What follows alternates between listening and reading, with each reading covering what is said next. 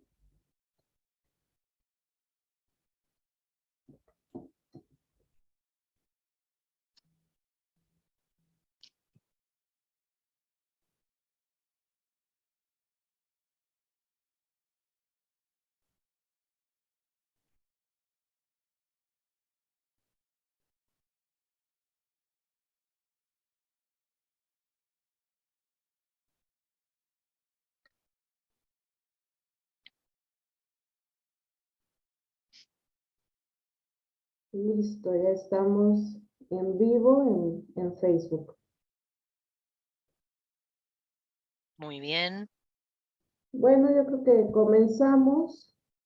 Hola, ¿qué tal a todos y todas las que se están uniendo a este en vivo? Hoy tenemos como invitada a Valeria Juárez, quien nos trae el título Una mirada psicoanalítica sobre un modo de funcionamiento psicosomático. Les comento, ella está ahorita desde Argentina, se nos une a través de los nuevos métodos de comunicación. Les cuento un poco sobre ella. Ella es licenciada en psicología con diploma de honor de la Universidad de Buenos Aires, es psicoanalista, docente de la pasantía de grado en enfermedades psicosomáticas de la Facultad de Psicología en Hospital Durán de la Ciudad de Buenos Aires. Es miembro del equipo de investigación del doctor Alberto Chiapella, es jefe del servicio de neurología del Hospital Durán. Es admisora y docente en la institución psicoanalítica Fernando Ulloa y es coordinadora del seminario de posgrado con atención clínica institucional, La Angustia, cómo abordarla en la clínica, a cargo del doctor Gustavo Cesarovsky, y también imparte atención presencial y virtual en la ciudad de Buenos Aires, en su consultorio privado. Y bueno, Valeria, te cedo la palabra. Muchas gracias por estar acá. Estamos muy contentos de que hayas podido unirte a este ciclo de charlas con nosotros. Te agradecemos mucho. Bueno, Areli, muchas gracias. Buenos días desde Buenos Aires, Argentina. Muy agradecida por la invitación. Gracias a Areli y a Eric, que son los fundadores de Clínica del Sujeto. Todo espacio que difunda y piense acerca del psicoanálisis, para mí es un motivo de alegría. Así que gracias a ustedes. Bueno, en este encuentro me gustaría compartir con ustedes acerca de qué tiene para aportar el psicoanálisis a esto que llamamos psicosomático, enfermo psicosomático, enfermedades psicosomáticas, la psicosomática. Bueno, ¿qué tiene el psicoanálisis para decir de esto? Por eso el título de mi disertación es Una mirada psicoanalítica sobre un modo de funcionamiento psicosomático. En primer lugar, tendríamos que poder definir qué es psicosomático. Y es muy interesante hacer un recorrido histórico acerca de a qué se le llama psicosomático, pero no es lo que voy a hacer hoy aquí en este espacio. Es muy interesante, pueden hacerlo.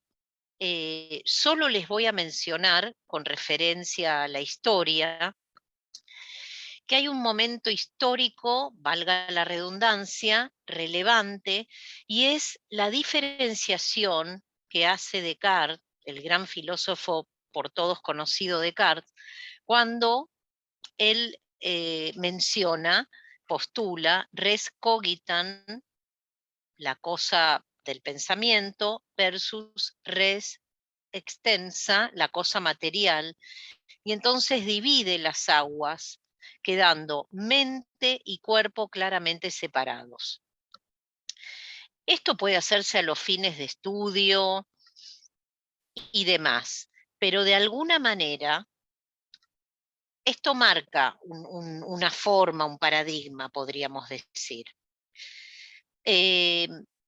Primero les voy a contar esto. En la clínica nos encontramos frecuentemente con pacientes que llegan a nosotros derivados por médicos que ya han agotado todos sus recursos para intentar develar qué le pasa a ese paciente, de dónde viene su dolencia.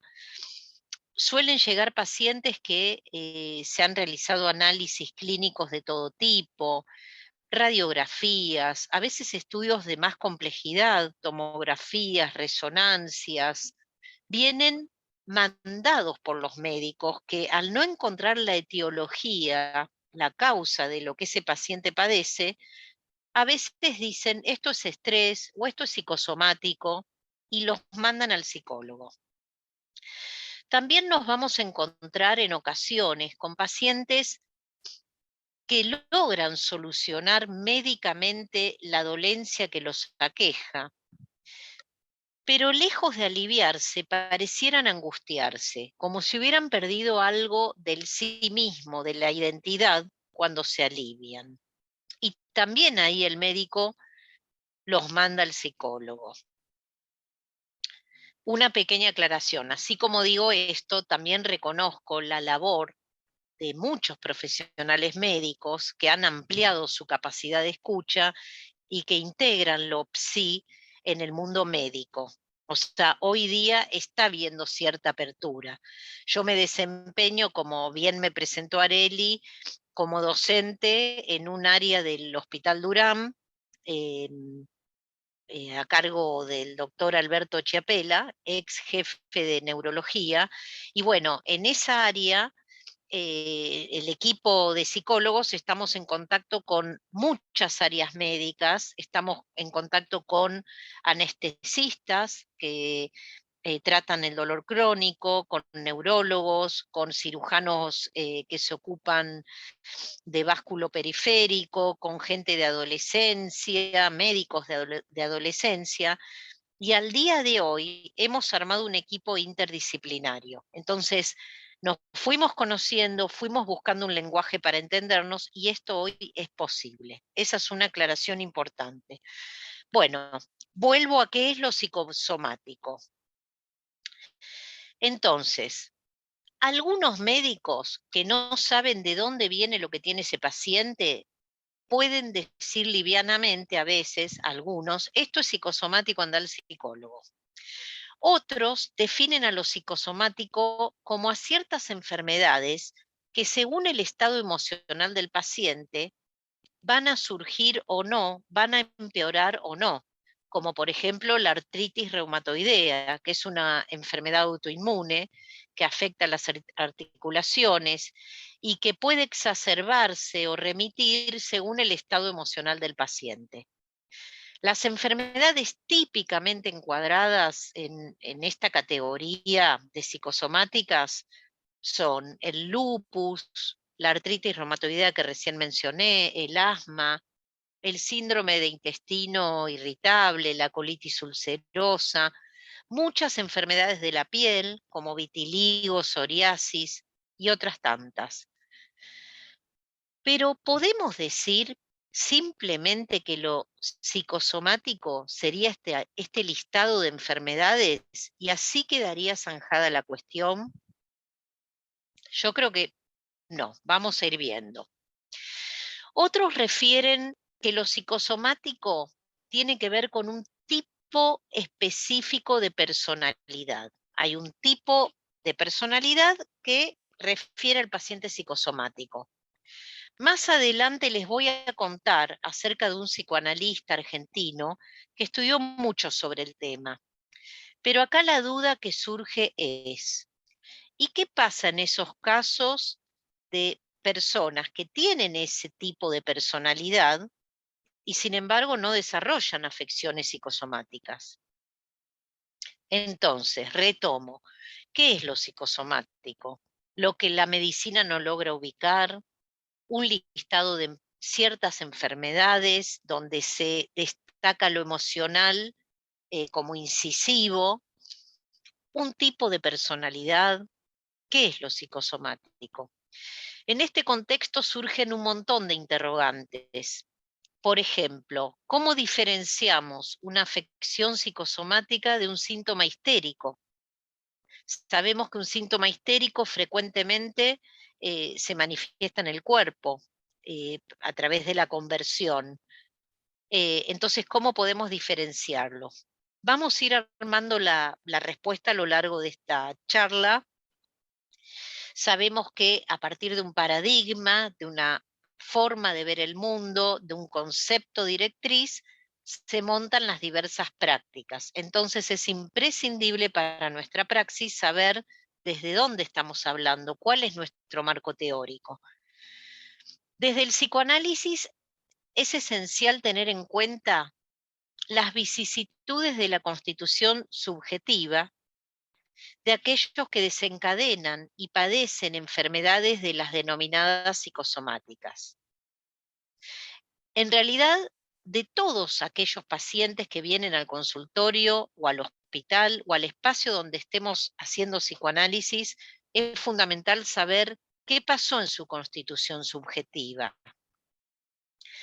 ¿Y cómo accedemos a esos tiempos fundacionales del paciente? Bueno, alojándolo en primer lugar, alojándolo, estableciendo un espacio de confianza, constituyendo lo que Freud llama la transferencia, un espacio de confianza donde el paciente sepa que no va a ser juzgado y dejarlo hablar. Y a través de la asociación libre y la atención flotante que va a poner en juego el analista, escuchar su discurso, pero también observarlo. Yo sé que esto tal vez parezca obvio, pero me parece una buena idea comentarlo para los que recién se inician. Hay que ver todo, no solo escucharlo. ¿Cómo llega ese paciente? ¿Cómo dispone del espacio que se le ofrece? ¿Cómo se mueve en ese espacio? Llega una mujer con su cartera y se sienta con la cartera así, o dispone del espacio y la deja en el sillón o en el lugar que hay para colgarla, pide un vaso de agua o no pide nada, pide pasar al toilet o no. Estoy hablando de cuando la atención era presencial. Estamos atravesando la pandemia del COVID. Entonces, esto hoy todavía no está de nuevo vuelto a implementar, lo de la atención presencial. Y gran parte de la atención hoy es a través de pantallas, como estamos ahora viéndonos, puede ser con el teléfono, puede ser con la computadora, puede ser con imagen o sin imagen o solo una voz, pero hay mucha información ahí también, hay mucho para ver. Entonces, tener en cuenta todo. Si bien, por supuesto, no nos vamos a quedar con lo fenomenológico, nos vamos a servir de eso para un pensamiento crítico y profundo. Bueno, quiero hablarles brevemente del cuerpo. Tal vez voy un poquito rápido porque quiero tratar de decir todo lo que pensé y preparé para esta charla. Si voy muy rápido, vos decime, Areli. Pero bueno, quería comentarles del cuerpo. Sabemos que hay un cuerpo para la medicina clásica, que es el cuerpo orgánico, que empieza y termina en lo cuantificable, un cuerpo que se pesa, se mide, se analiza desde los estudios médicos, y sí, es un cuerpo que es importante, pero desde el psicoanálisis, entre tantas genialidades que propone el psicoanálisis, sabemos que el cuerpo se construye psíquicamente. El mismo cuerpo orgánico no es la misma imagen que tenemos del cuerpo. Sobre esto, por supuesto, han estudiado muchísimo Freud, Lacan, Spitz, que estudió mucho sobre los bebés, Dolto, y ellos hablan de cómo el cuerpo se va construyendo, integrando, apropiando. Es un punto de llegada al cual no siempre se accede. Françoise Dolto fue una médica pediatra, psicoanalista francesa, un capo, una capa, se dice acá en Argentina coloquialmente, porque estudió muchísimo la infancia y escribió muchísimo, y hay un libro que es La imagen inconsciente del cuerpo, que hace referencia a la imagen corporal como lo propio, lo singular, el cuerpo que cada uno se construye, el cuerpo que yo, Valeria, me construí según mi historia, según mis vivencias, y esto por supuesto es inconsciente, aunque va a tener efectos en mi vida, pero toda esta construcción es inconsciente. Es la encarnación simbólica del sujeto deseante, esa imagen corporal inconsciente. Y no se da de una vez y para siempre. A lo largo de la vida esto se pone en juego muchas veces, y los que ya tenemos cierta edad lo sabemos, porque el cuerpo va cambiando, van cambiando las distintas etapas, y a veces no siempre coincide una cosa con otra, ¿no? Lo que uno siente con el cuerpo de la realidad y demás. Así que es algo que está en movimiento y a lo cual se va llegando. Hace unos minutos les dije que les iba a hablar de un psicoanalista argentino, es David Lieberman. Él fue un psicoanalista que falleció en 1983, nació en 1920. Él construyó su conocimiento abrevando mucho de la escuela inglesa, tomando autores como Melanie Klein, Winnicott, Bion, grandes psicoanalistas. También se apoya en la escuela francesa, pero sobre todo en la escuela inglesa. Él nació en el seno de una familia de músicos, tocaba el piano en el grupo de jazz de su papá, y siempre le interesó la forma de expresión y de comunicación humanos. Estudió muchísimo sobre esto y armó un equipo con el que investigaron bastante acerca de esto.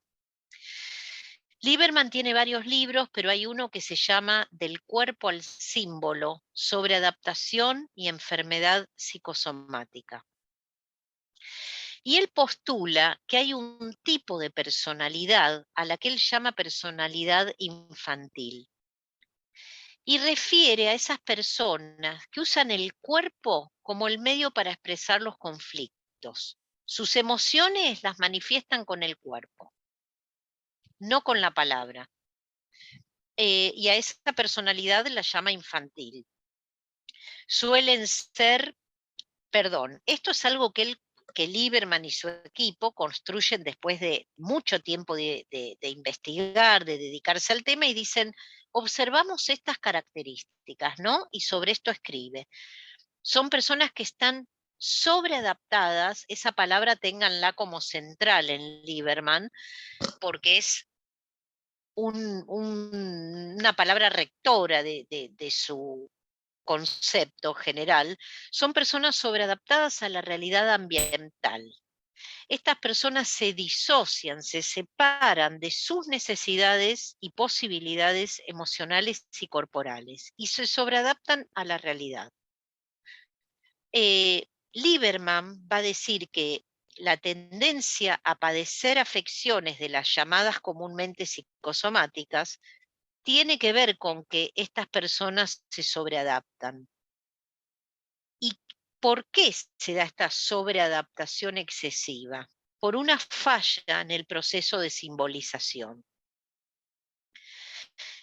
Hay maneras de que el proceso de simbolización falle, y ya vamos a ver por qué. Yo les voy a decir, pero brevísimamente, 4 cuestiones que ubica Lieberman en estos pacientes en los cuales él observa manifestaciones corporales patológicas. Por un lado, nombra un self ambiental sobreadaptado. Esto que acabo de decir. Tienen un alto ideal estos pacientes y se acomodan a la realidad, pero con un exceso, hay algo, un de más ahí. Y esto implica un gran precio, que es desapegarse a su realidad psíquica. Esto nos lleva al punto 2 que postula Lieberman, que es un self emocional deficiente.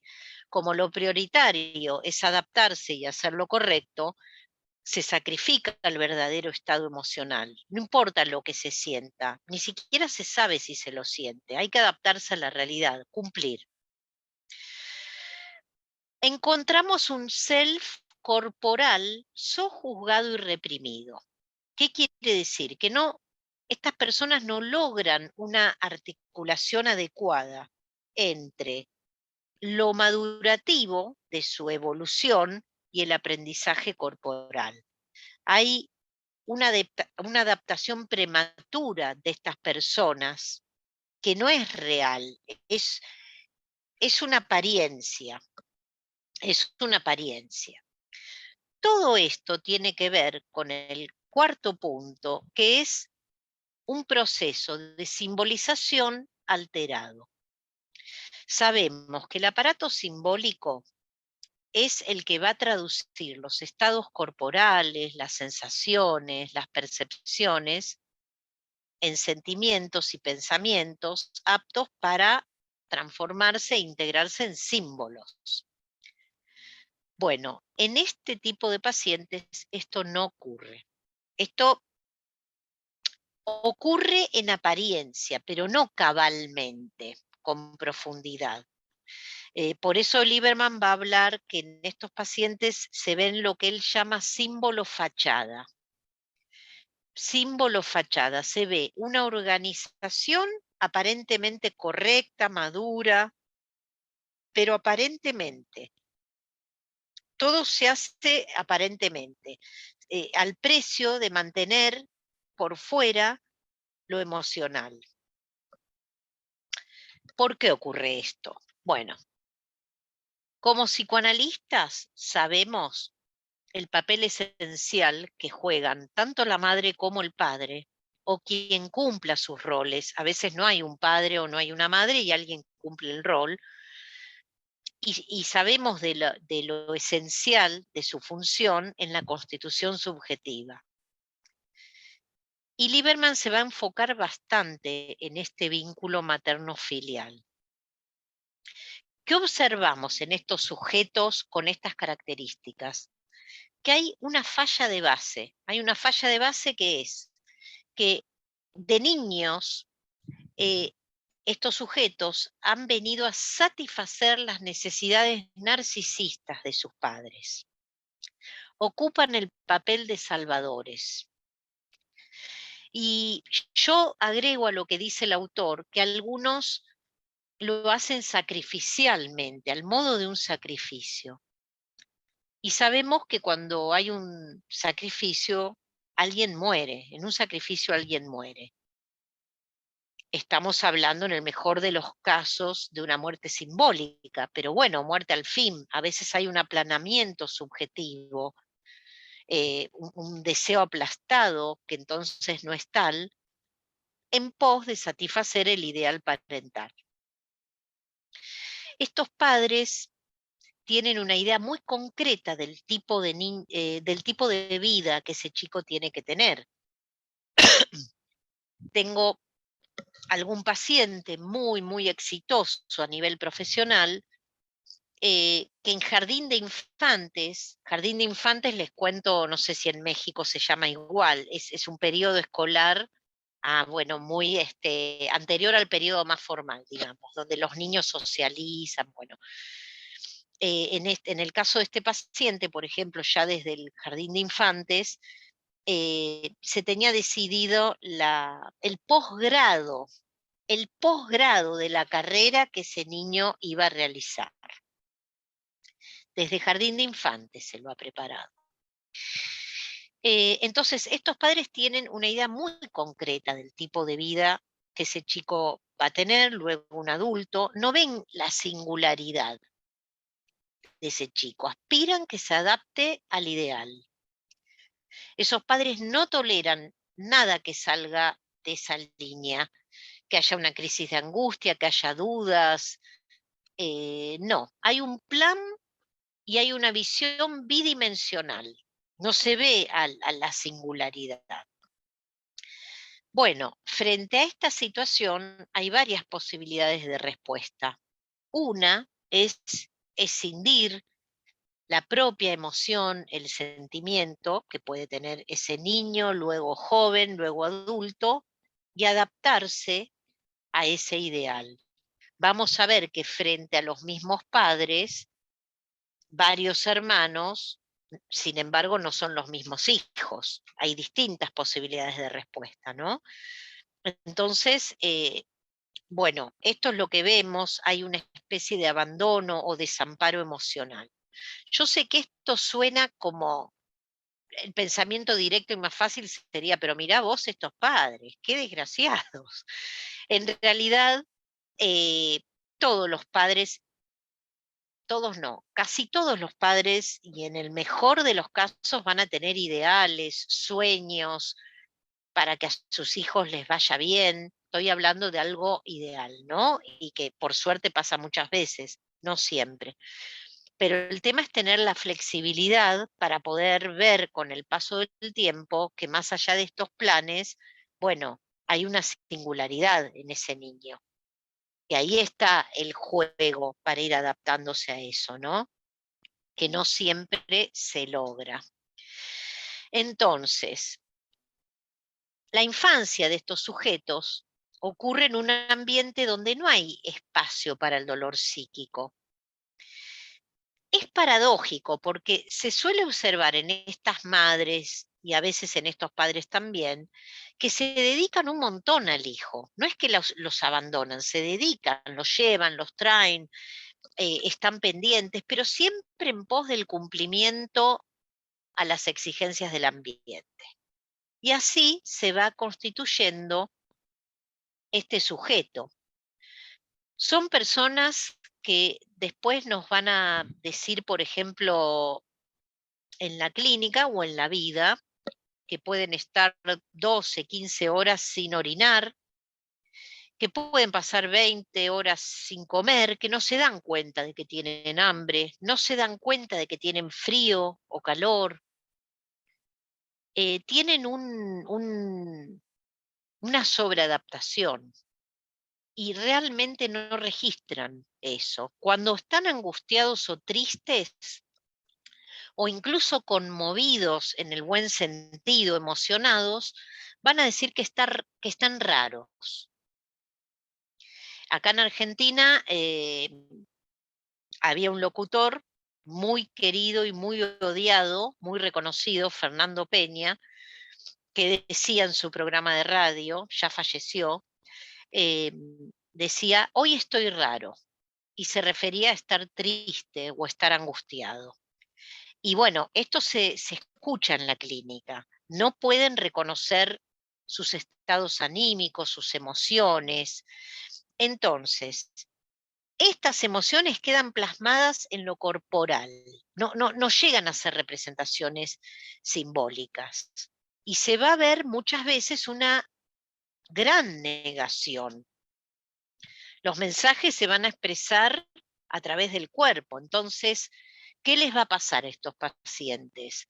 Muchas veces van a tener descomposturas estomacales, dolores de cabeza, dermatitis, picazones por todo el cuerpo, eh, porque tal vez estén viviendo una situación de estrés y no pueden verbalizarla y entonces lo expresan a través del cuerpo.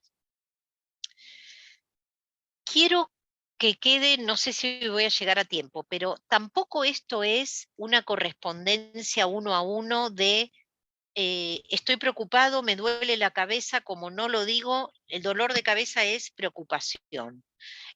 Dolor de garganta es que no puedo decir algo.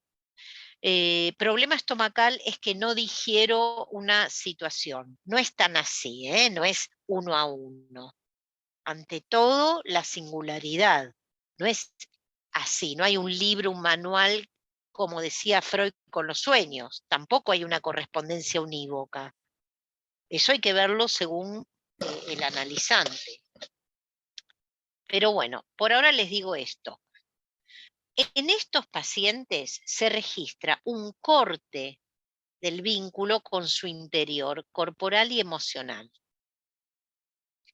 No es tanto que controlan el cuerpo, sino que más bien lo desconocen. Entonces, perdón, siguiendo a Freud, Lieberman va a proponer un diagrama bastante completo, muy lindo, del cual yo arbitrariamente solo voy a nombrar algo de ese diagrama que a mí me pareció muy, muy lindo, muy interesante y creo que se puede entender. Él va a hacer una división entre canales exteroceptivos y canales interoceptivos, que son los canales perceptuales a través de los cuales contactamos con el mundo y con nosotros mismos. Del lado de los canales exteroceptivos van a estar los 5 sentidos que todos conocemos: lo visual, lo auditivo, lo táctil, lo olfativo y el gusto. Son 5 sentidos con los que contactamos con el mundo. Del otro lado tenemos los canales interoceptivos, áreas perceptuales que están por dentro o por debajo de la piel. Y ahí va a estar lo kinestésico, lo senestésico, lo térmico, el dolor y el equilibrio. Lo kinestésico refiere a la percepción de las posiciones de las partes del cuerpo en el espacio. Sirve para sentir el movimiento, para sentir la posición corporal en el espacio. Y lo senestésico alude a la capacidad para percibir los órganos internos. Influye en cómo percibimos la propia existencia. Estas dos áreas, lo kinestésico y lo senestésico, junto con las otras, permite que cuando vamos caminando, sin pensar, sepamos que hay que subir el pie cuando hay un escalón, o permite que yo estire el brazo y agarre esta cajita sin pensar cuánto voy a estirar el brazo, qué músculos pongo en movimiento. En el mejor de los casos lo hacemos en forma natural.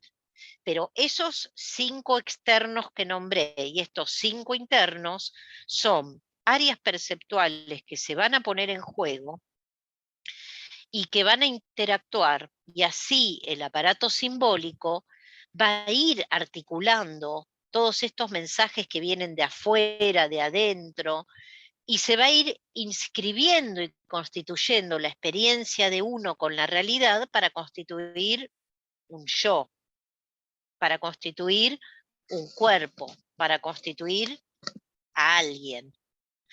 Lo que Lieberman dice es que en este tipo de pacientes hay un refuerzo de los receptores exteroceptivos, los de afuera, en detrimento de todo lo interoceptivo, lo de adentro, ya que como estas personas no han encontrado demasiado espacio, amparo, para sus emociones en el vínculo con sus padres, estas personas huyen de su interior. Entonces, prevalece todo lo externo y son estas personas que no reconocen, che, tengo hambre, frío, me parece que me siento triste, no lo reconocen. Hay una inhibición, se podría decir, de las funciones corporales que se necesitan para construir la realidad y adquirir un cuerpo. Tengo un paciente, otro paciente con un gran éxito en lo profesional, sobreadaptadísimo a la realidad, que a través de la atención que viene teniendo hace tiempo, eh, al pasar me decía que su madre me estaba contando algo y me decía que su madre le decía: "Ya estás idiota". Y siguió hablando, y yo le preguntaba: "¿Pero qué es esto de ya estás idiota?". No, bueno, que estaba medio idiota, pero que es idiota. Costó varias sesiones abrir ese significante idiota. Idiota era estar conmovido, o triste, o angustiado. Este paciente se dio cuenta en análisis por primera vez que así se crió él con sus hermanos. Expresar en esa casa alguna emoción era estar idiota.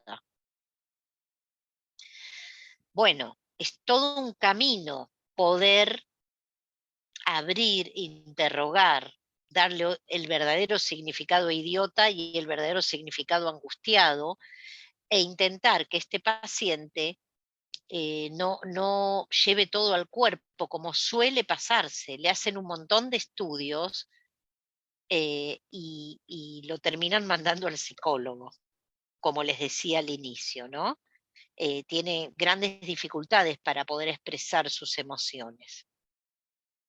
Entonces, espero no estar haciendo un matete, pero vuelvo a François Dolto, la gran psicoanalista francesa que escribió sobre la imagen corporal inconsciente, ¿no? Esa imagen que cada uno construye según su historia, según lo que uno vivió, con los que lo criaron.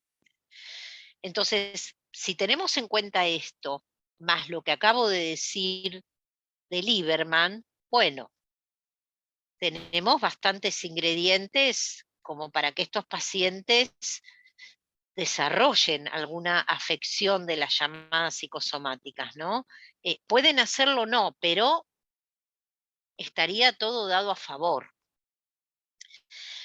Lieberman sostiene que en estos pacientes la unidad psicosomática se rompió.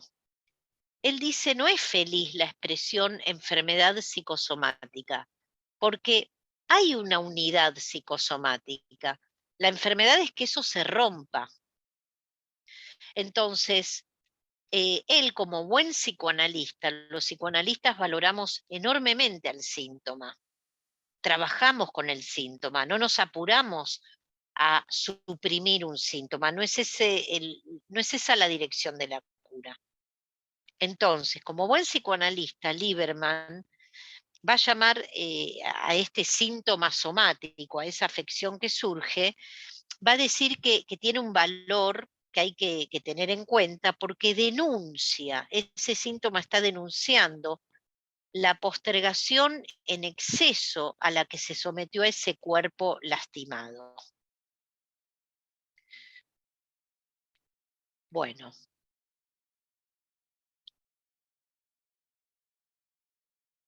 entonces, recopilo.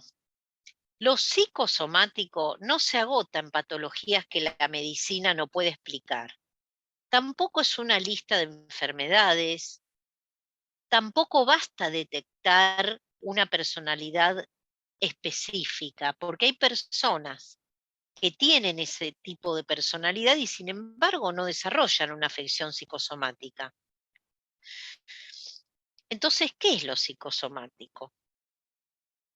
Bueno, desde el psicoanálisis decimos que lo psicosomático es un modo de funcionamiento, un modo de respuesta que puede darse en cualquiera de las tres estructuras que propone el psicoanálisis clásico. Lo psicosomático puede darse en la neurosis, en la psicosis y en la perversión. Por eso decimos que es transestructural. No es una estructura, porque no tiene una operatoria típica, como en la neurosis está la represión, en la perversión está la renegación y en la psicosis la forclusión. Acá no hay una operatoria puntual. Encontramos varias cosas en común. Hay algo de la simbolización que falla si bien son personas que en lo social pueden adecuarse muy correctamente, muy apegados a las normas, con muchos éxitos a veces, pero hay algo ahí que está raro, que falla, que en algún momento puede llegar a verse. Entonces, ¿qué es lo psicosomático? Es un modo de funcionamiento que puede darse en cualquiera de las tres estructuras. Vamos a observar también que en algunas personas analizadas, por ejemplo, dentro de la neurosis, en un momento puntual de su vida puede surgir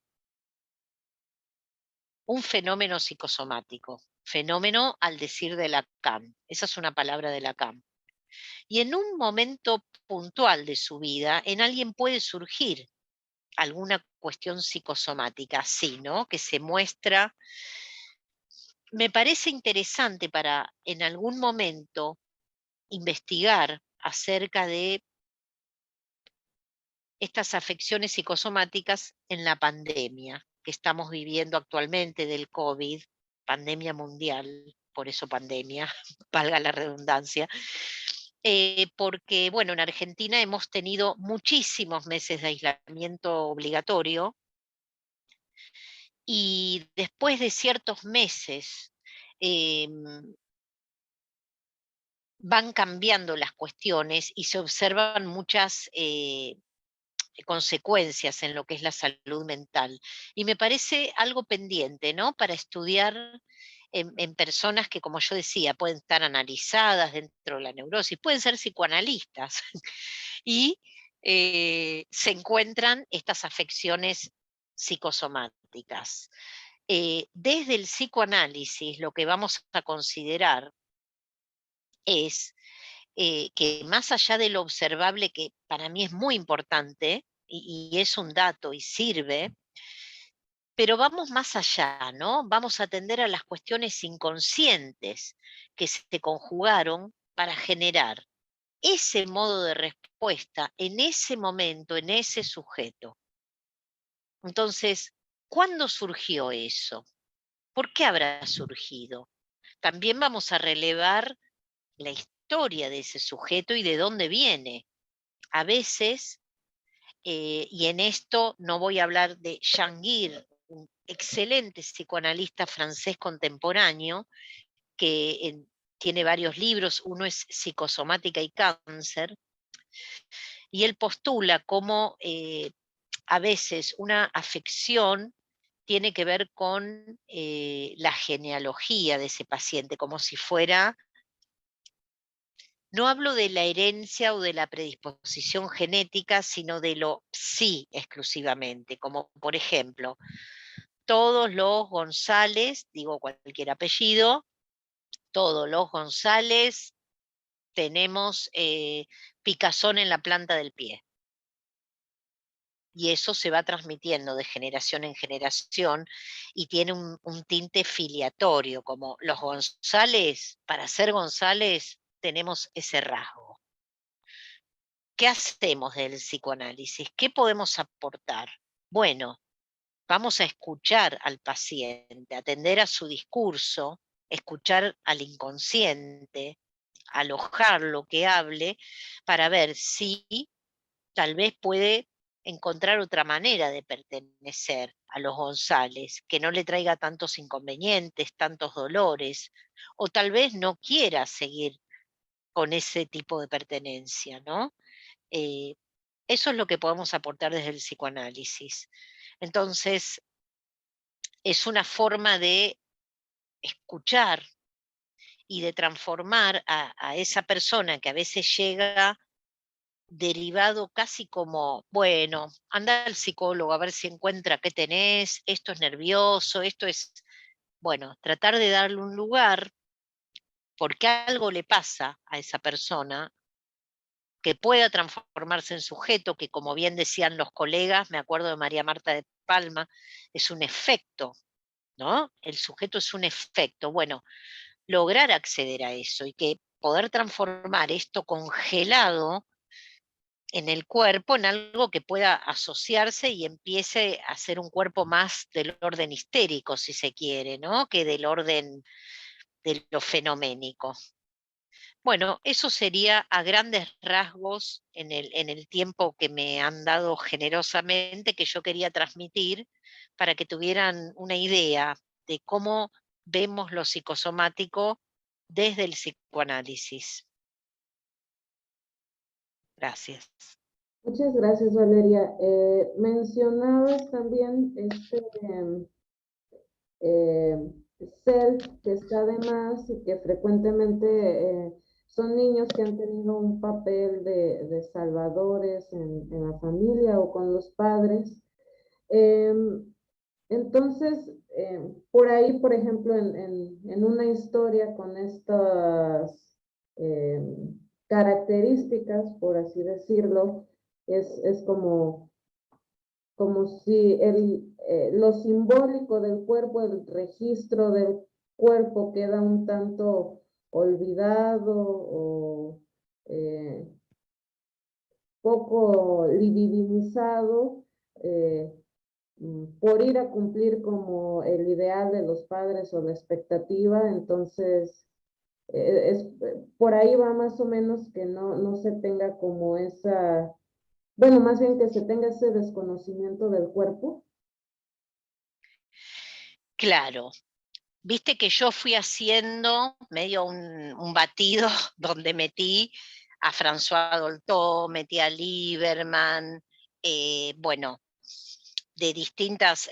Se podría releer la primera vivencia de satisfacción de Freud, el estadio del espejo de Lacan, donde, digamos, los grandes maestros nuestros han escrito sobre esto, porque realmente uno nace un pedazo de carne, con una predisposición genética. Yo no desconozco nunca eso, y de esto hablaba Freud, pero va a ser fundamental lo ambiental ahí. El niño, el bebé, el niño, el joven va a constituirse según cómo el otro, el gran otro, en palabras de Lacan, y el gran otro, pero además el pequeño otro, el que lo asista en sus necesidades, cómo lo acaricie, cómo se dirige a él o no lo acaricie, cómo responda a los gritos del bebé. ¿Cómo se responde cuando un bebé llora? Están los que dicen, uy, debe tener hambre, o tiene frío, o tiene calor, o quiere comer. Está el que dice, hay que dejarlo llorar, porque se tiene que acostumbrar a que esto es así. Bueno, hay respuestas atroces, hay otras más adecuadas. Nunca se sabe bien si es la adecuada, pero hay formas. Y esas formas van a ir constituyendo el cuerpo, la subjetividad de ese bebé.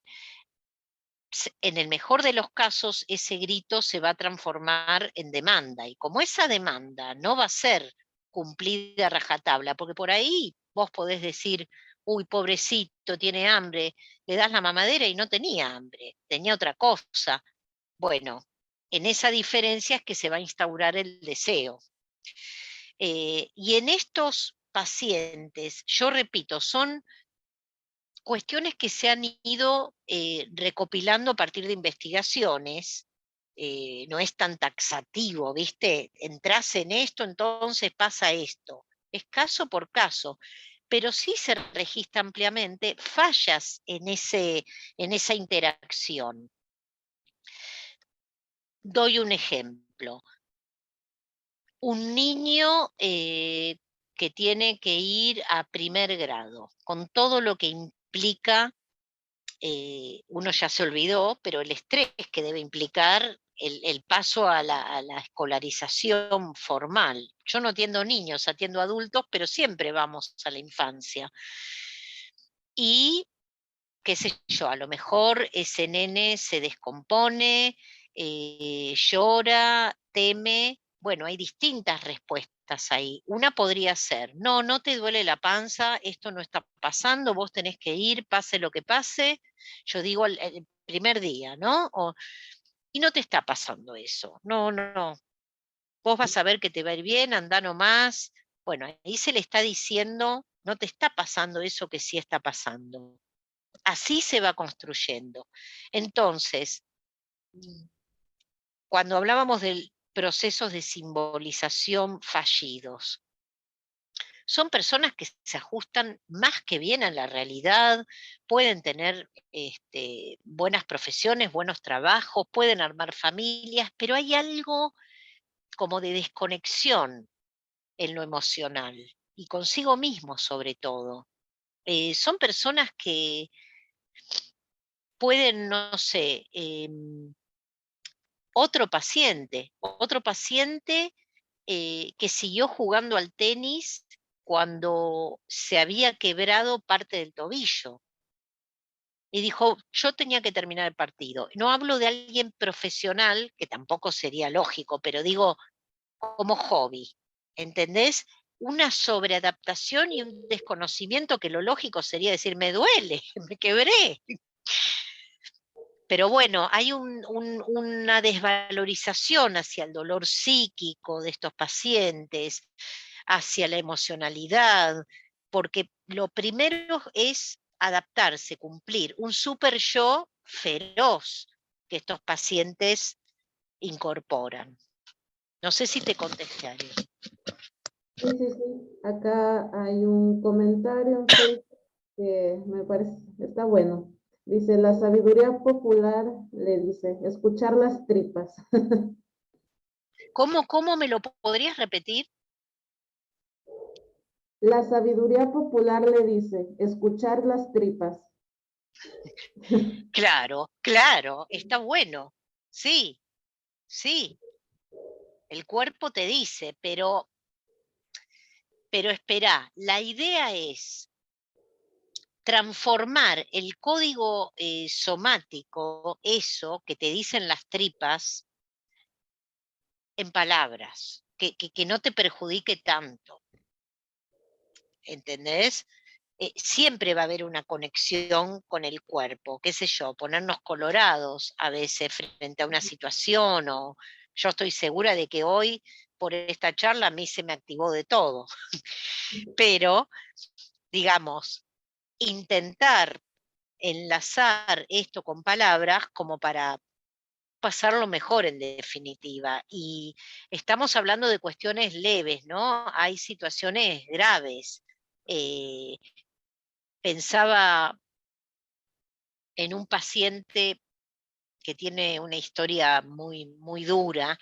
eh, por X motivo fue separado de sus papás de muy chiquito, más o menos a los 2 años de edad.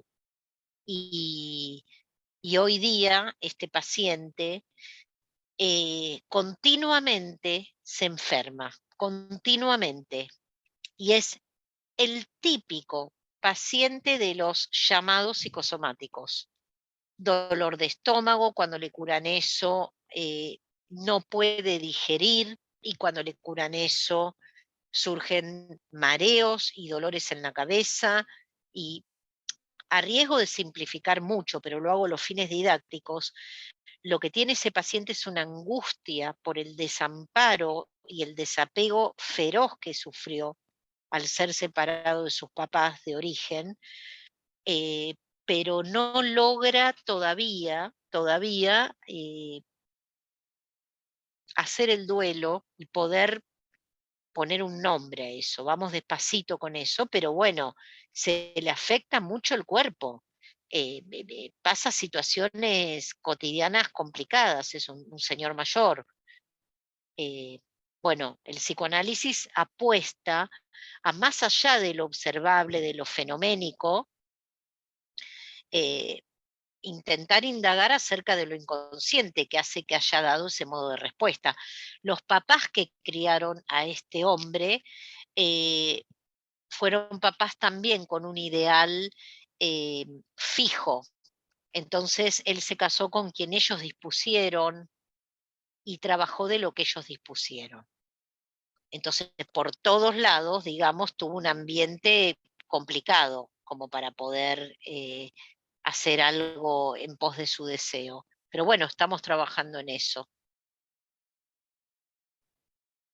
Sí, sí, bueno, como lo mencionas, ¿no? También un desconocimiento del cuerpo hará que si el cuerpo enferma, no, como lo mencionabas con esta persona que jugaba tenis, un desconocimiento del cuerpo hará que no se haga algo hacia, bueno, hacia el cuerpo. También hay como una apropiación del cuerpo, si el cuerpo enferma, a tratarlo, es decir, todo lo que genera esto, ¿no? Que impacta en varias Sí, formas. sí, perdona, Arely, ¿sabés qué te iba a decir? Poder interrogar. ¿Y por qué seguiste? ¿Por qué seguiste? Ujú. Yo muchas veces la respuesta es, bueno, yo soy una máquina. No, no sos una máquina, pero esa es la respuesta. Em, Cuando se refiere a su hijo, esa persona dice que su hijo es un extraterrestre, un señor, alguien que le vino a poner los patitos en fila. Acá en Argentina hay un dicho popular que se dice, uy, no tiene los patitos en fila, o se le volaron los patos cuando se habla de alguien con ciertas cuestiones mentales, ¿no? Entonces, esta persona de su hijo que es un niño, dice, es un extraterrestre, es un señor, me vino a poner los patitos en fila. Es decir, este adulto sobreadaptadísimo, bueno, está haciendo con su hijo lo que aprendió. Entonces, si bien mi paciente es el adulto, de alguna manera, eh, si logramos que cambie esa posición suya en la vida, seguramente va a poder hacer algo mejor por ese niño que lo que hicieron con él. Pero Claro. fíjate vos, ¿no? Eso es lo que se escucha. Y ahí es donde uno interviene. Sí, sí. Am, Acá hay también un comentario, dice, qué interesante pensar el papel del duelo en el fenómeno psicosomático. Sí, sí, muy interesante, claro que sí. A veces se registra también eso, como si, bueno, hay algunos pacientes que tienen sobre todo afecciones crónicas. eh, por ejemplo, algo que hoy se registra un montón es la fibromialgia. Ujú. Es una enfermedad donde suele llegar al diagnóstico por descarte, después de hacer un montón de recorrido, de puede ser esto, puede ser aquello, bueno, se arriba finalmente a la fibromialgia. Duele todo el cuerpo, se genera fatiga, un cansancio extremo, eh, y muchas veces se registra en estas personas con esa afección crónica y tan desagradable, se registra una una pérdida importante en su vida. Eh, Acordémonos que para Freud el duelo eh, puede ser la pérdida de un ideal, la pérdida de una persona amada, ¿no? Y en estas personas sí, se registra muchas veces una pérdida, pero fundamentalmente un dolor psíquico que no puede decirse y se muestra a puro cuerpo, es a puro cuerpo, es un dolor con patas, dicho vulgarmente, y son personas que no logran poder poner palabras a eso. Entonces lo expresan a puro cuerpo y bueno, también tenemos que decir que ahí hay un goce, es una manera de gozar en el sentido mortífero, Sí, a sí. diferencia del goce fálico, ¿no? Es un goce mortífero.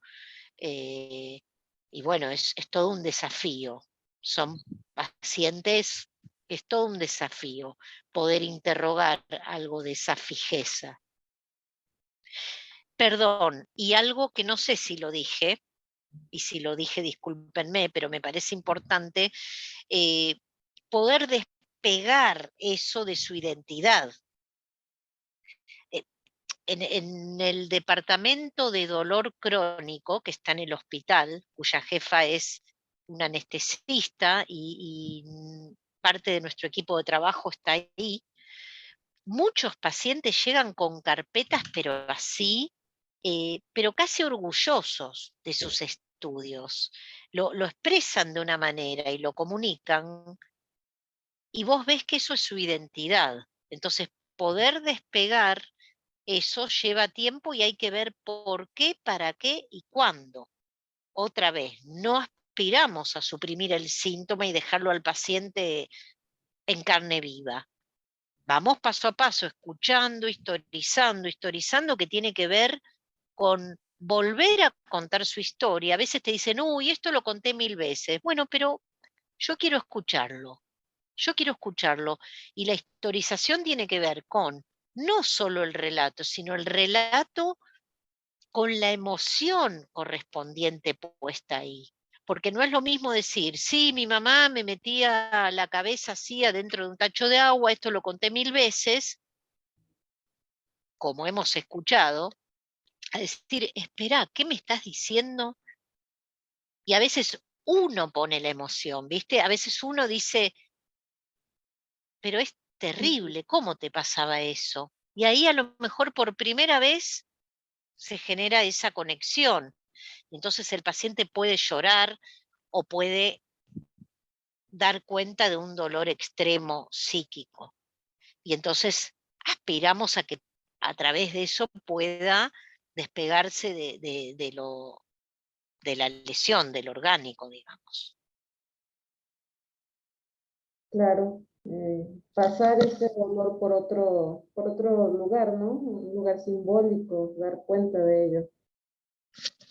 Exactamente, sí, exactamente. Bueno, Valeria, muchas gracias por haber estado acá.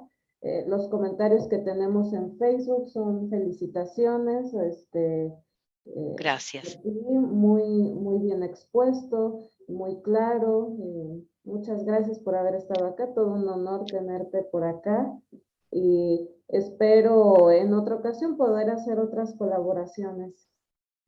Bueno, muchas gracias a ustedes, para mí un placer. México es un lugar pendiente que aspiro a conocer. Y bueno, el psicoanálisis siempre para mí es motivo de alegría, poder hablar de esto, compartirlo, y gracias a los que se tomaron su tiempo para escucharme. Un cariño grande a ustedes. Muchas gracias. Hasta luego, Valeria. Nos vemos, gracias.